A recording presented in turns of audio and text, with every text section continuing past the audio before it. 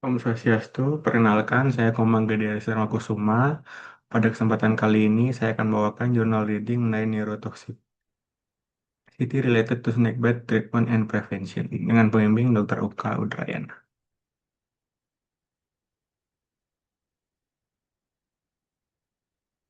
Baik, dimulai dari identitas jurnal.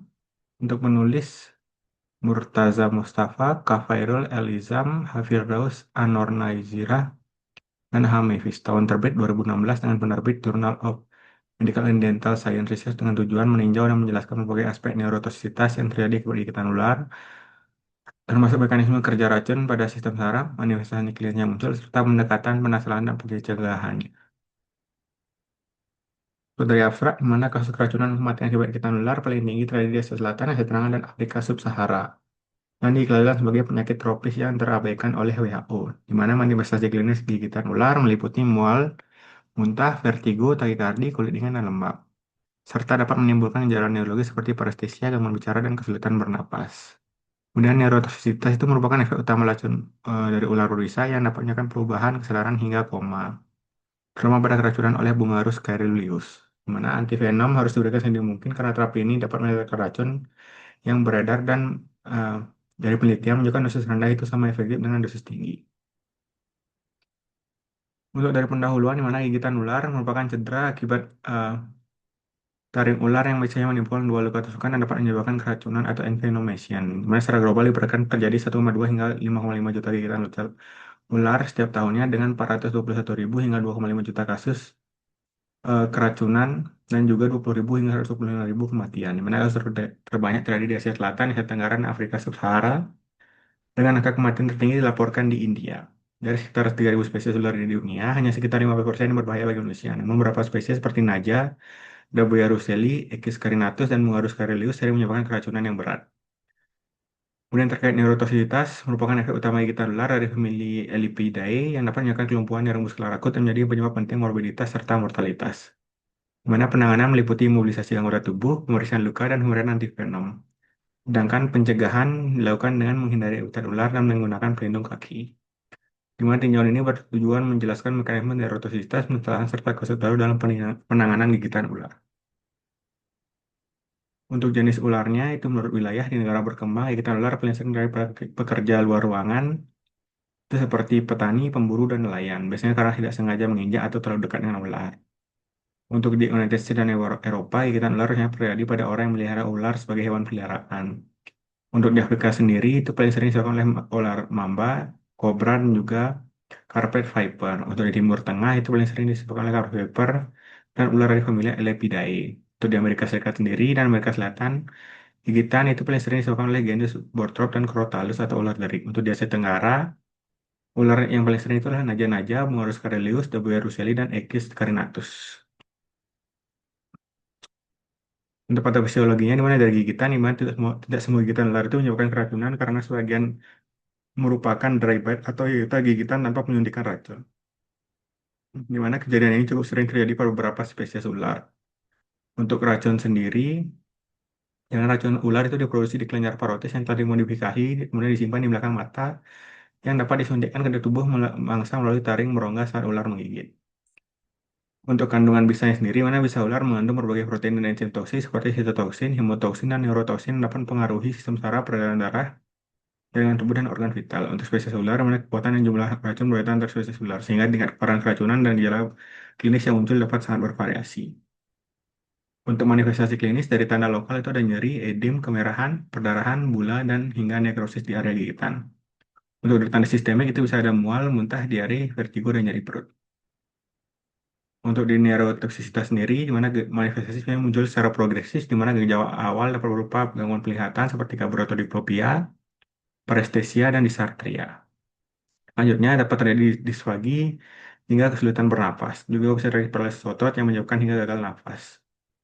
Kemudian bisa terjadi vaskulasasi, peningkatan saraf perifer, penurunan kesadaran hingga koma, rasa kantuk yang sering terjadi pada anak-anak dengan gigitan kobra, kemudian kejang pada beberapa kasus dan terjadi perubahan indera penciuman pada beberapa kasus. Kemudian ada juga manifestasi klinis yaitu neurotoksisitas yang tertunda, di mana itu bisa terjadi defisit neurologis menetap setelah fase akut. Dan juga bisa terjadi gangguan konduksi saraf itu dari minggu hingga bulan dan bisa terjadi polineuropati, quadriparesis, neuropati akut pasca gigitan, dan kemungkinan terjadinya Guillain-Barré syndrome. Untuk tata laksananya itu tidak selalu mudah karena dipengaruhi oleh banyak faktor, yang mana faktor tersebut meliputi lokasi gigitan, jumlah racun, kondisi pasien, serta kecepatan mendapatkan pertolongan. Di mana penanganan awal meliputi mobilisasi anggota tubuh, membawa pasien ke puskesmas kesehatan, dan pemantauan dari gejala.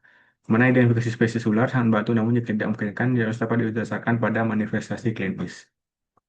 Di mana pada tinjauan ini itu menjelaskan bahwa penggunaan histamin itu tidak menunjukkan manfaatnya signifikan dalam mencegah terjadinya reaksi merugikan akibat dari antivenom. Kemudian di mana dari jurnal ini menjelaskan terkait teknik utama dalam tata laksana adalah imobilisasi tekan, di mana teknik imobilisasi tekanan menggunakan perubahan elastis masih memiliki bukti klinis yang terbatas, namun tetap direkomendasikan pada beberapa pedoman penanganan gigitan ular. Mana metode ini dianjurkan oleh British Armed Force, terutama ketika spesies ular penyebab gigitan dapat diidentifikasi, di mana tujuan utama dari teknik adalah menahan racun yang tetap berada pada area gigitan sehingga mencegah penyebaran racun melalui sistem limpatik ke organ vital. Mana teknik ini dilakukan dengan memberikan tekanan menggunakan perubahan elastis dan mobilisasi anggota tubuh yang tergigit sehingga kontraksi otot tidak mempercepat penyebaran.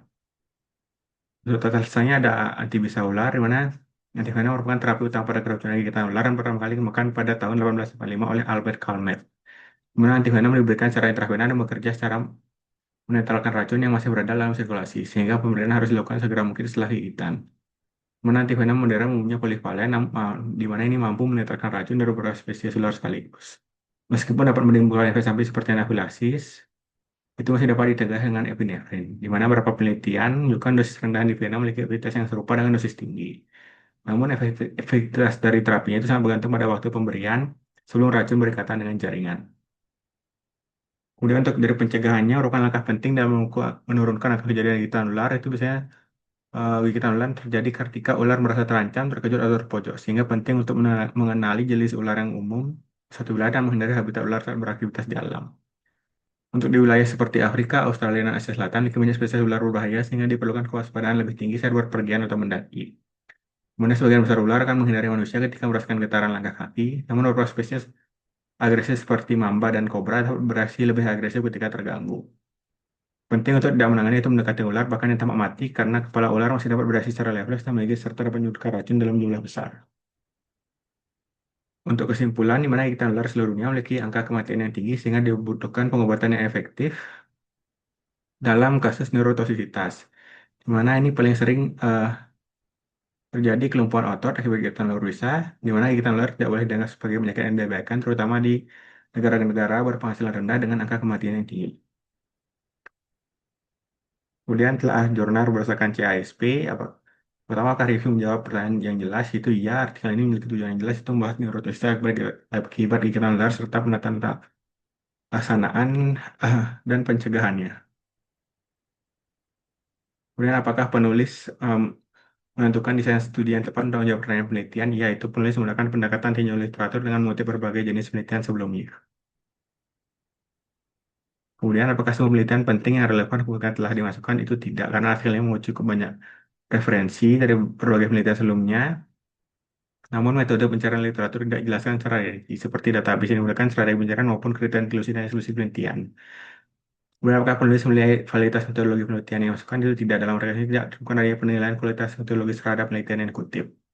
Kemudian jika hasil penelitian digabungkan dalam meta-analisis, apakah hal tersebut tepat? Itu tidak berlaku karena artikel ini tidak melakukan meta-analisis terhadap hasil penelitian yang dikutip. Kemudian apakah hasil review dilaporkan secara komprehensif dan diinterpretasikan dengan tepat? Itu ya, hasil kajian dalam artikel ini dilaporkan secara cukup komprehensif dengan membahas berbagai aspek terkait neurotoksisitas gigitan ular. Kemudian apakah analisis subkelompok dilakukan dengan tepat? Itu tidak berlaku karena artikel ini tidak melakukan analisis subkelompok. Kemudian apakah presisi hasil penelitian dilaporkan? Itu tidak, karena artikel ini tidak menjadikan ukuran statistik seperti confidence interval, odds ratio, atau nilai P karena sifatnya merupakan tinjauan literatur negatif. Kemudian apakah hasil penelitian dapat diterapkan pada populasi lokal? Itu ya, karena temuan artikel ini pada umumnya dapat diterapkan pada populasi yang lebih luas, terutama di wilayah tropis yang memiliki angka kejadian gigitan ular yang tinggi.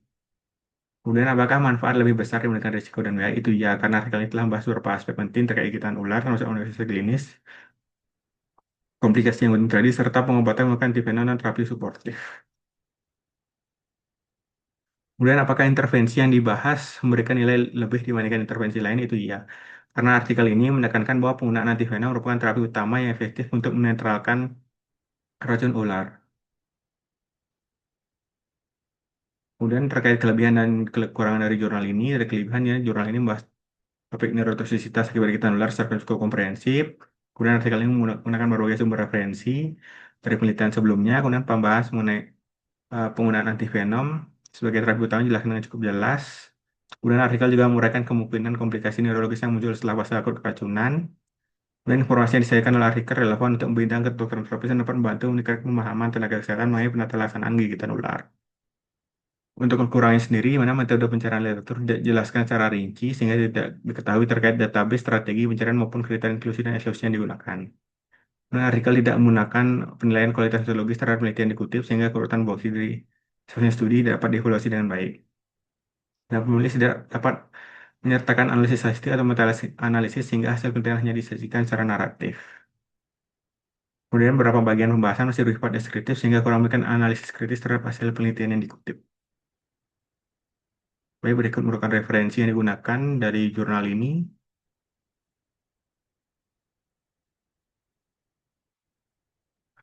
Baik, sekian dari presentasi terkait jurnal learning.